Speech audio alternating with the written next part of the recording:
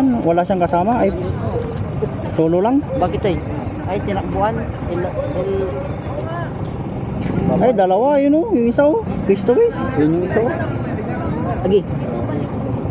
Ito ini, wala na tayo. Kasi ano yan eh, nagganon eh.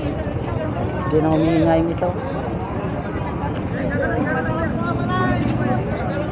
Kawawa o. Dito, makatin yung isa.